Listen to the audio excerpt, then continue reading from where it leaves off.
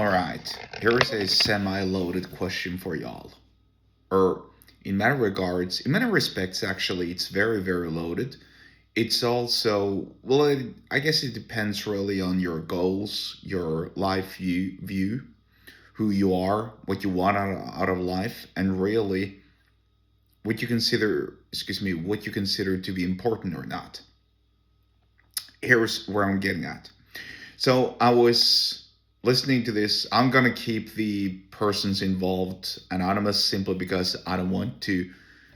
There's no there's no conceivable value to speaking ill of people and making fun of them unless they come for me. And in this regard, nobody of these two dudes even know who I am. And so there's no need for me to sort of like grift off of their names and so on because I hate people doing that. That's so fake. Oh, this guy's had that, and I'm gonna use his name to gain clout. No, that's not what I'm about. I'm about the opposite. I'm literally about the opposite. So I'm not gonna do that. And none of these people have come for me, so I'm not gonna badmouth them or speak ill of them in any regard. However, there's a couple of things that are important here, and that these two people raised. So basically, here's what I'm getting at. On the one podcast, one tweet was referenced, and that tweet said, and I'm paraphrasing by the way because I didn't read the tweet myself. I was just picking up on this tweet, but I'm paraphrasing what the tweet said. The tweet said, why do none of the big male influencers have kids? And think about that. Why does none of these big ass male influencers, or I think it was, why does none of these big male podcasters rather have kids? You know, the most popular ones. Joe Rogan being an exception. I know he has kids. I think also Sean Ryan has kids. I believe so because they've both spoken about their children and so on. But then sort of like it starts to weed out a little bit, right? They don't have any kids.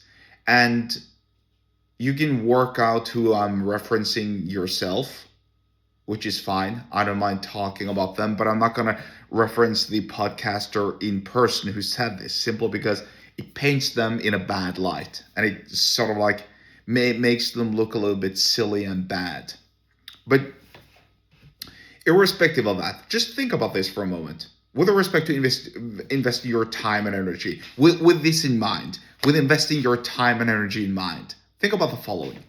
Let's say you have a young dude, mid-30s, who's very healthy, disciplined with his health, rigorous, does exercise every single day, eats healthy, eats clean, maybe has a purple belt in jiu-jitsu and has had a few fights or won a few competitions, whatever, just like a very successful, physically strong, rich, and accomplished dude, and knows a lot of people and has a lot of power in that regard because he has a lot of connections and obviously a lot of money as well.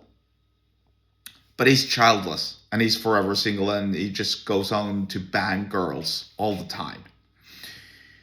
Which is fine. I mean, some people prefer to live like that. Who am I to throw a shade on there and say that they're a sinner or whatever?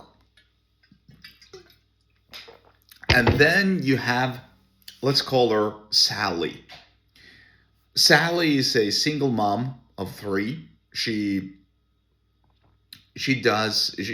pretty lazy. She doesn't work really hard outside of her regular job. She watches Netflix. She doom scrolls. She doesn't do any sort of physical activity, but she's got 3 kids, and those 3 kids don't live the healthiest life. They eat a lot of processed food. There's a lot of takeaway and junk food in their home. The kids watch television shows, or the kids are scrolling their phones and they're on their devices and watching nonsense on social media all day long, which is sadly how many kids are living today. Right. And let's just say that they're not getting the best grades at school.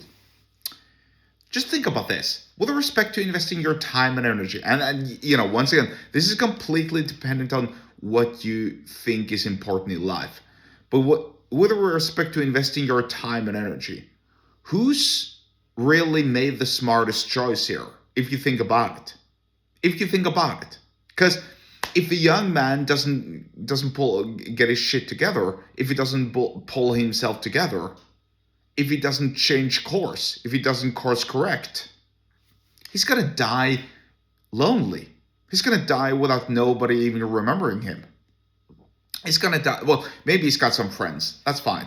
But those friends are gonna die too. His parents are gonna die. Everyone around him who's roughly the same age are gonna die. And so he's gonna die probably alone. And there's nobody to tell, to recite his story. Think about it. There's nobody, because he didn't have any kids. But Sally, the lazy single mom of 3, well, when she passes away, she's gonna have 3 kids. And let's assume that they grow up to be half-decent human beings. Because, just trust me, I've talked to people who didn't have the best childhood. Me, myself, I'm not going to sit around and paint my upbringing in a bad light. But let's just say that I didn't have the brightest and best of upbringings for a multitude of reasons. Yet I've turned out half decent. I've turned out fine. And your upbringing doesn't necessarily equate the rest of your life, but it will have some effect, right? It will have some effect on what you're doing and how you're living your life as an adult. And let's just assume that the children of Sally, well, they grow up to be half-decent human beings, not criminals, whatever. Maybe some of them even have kids. Who really made the smartest choice with respect to time and energy here? Well, I'd argue that it's actually Sally, the single mom. Because at the very least, she's going to have children who can live to tell her story. She made an investment in your life, and that's going to pay off further down the line. Now, this all depends on your values and your viewpoints of life and so on. Maybe you don't think it is important to have children. Maybe you want to be alone. And that's fine, I guess. All I know is that me personally, and the people who are around me, and most of the people I know, they really want children, but they say that they don't want to lose the freedom. Listen to me, because I can speak to this, because I actually know what I'm talking about in this regard. And I'm not going to address this matter any further. Let me just tell you that with respect to precisely this, I know what I'm talking about.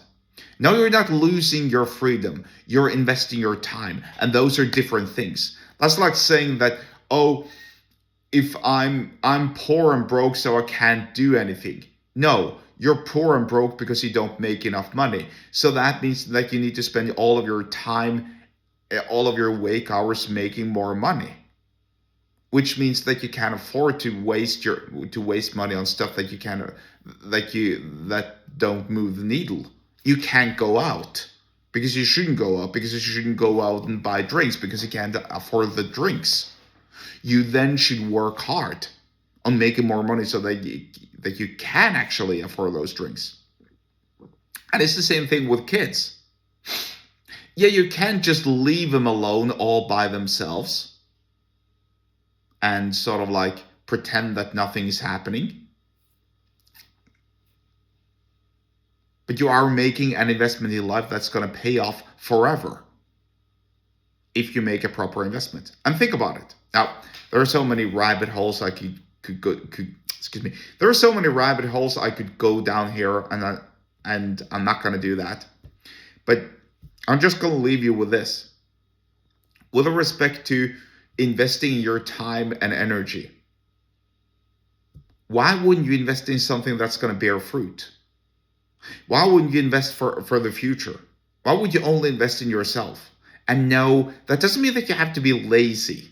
It doesn't mean that you have to put on a lot of weight. But it probably means that you can't afford, or that you don't have the time to do everything that you want because you have others, literally others, who are reliant and dependent on you to take care of in the moment. And that's fine. But that's going to pay massive dividends down the line. Anyway, getting back to this whole thing. it's pretty funny when I see these male influencers, these male podcasters talk about you should do this, you should do that, and then they only have themselves to care about. They don't know what it's like to have a smaller human being reliant on you. They don't. Even if it's just one child. Think about it. So who really made the smartest investment? This is an open question. Me personally, I would argue Sally, the single mother. In your case, it might be different. But it's quite comical to watch these male podcasters talk about life and health and living the good life and being healthy and disciplined and fit and all of that. And then they only have themselves to care about. They can sleep in. They don't have to go anywhere. They don't have to buy new clothes or new shoes or whatever. So, once again, think about it. And also, nobody who has children speaks that harshly, about no devices, no screens, none of this, none of that.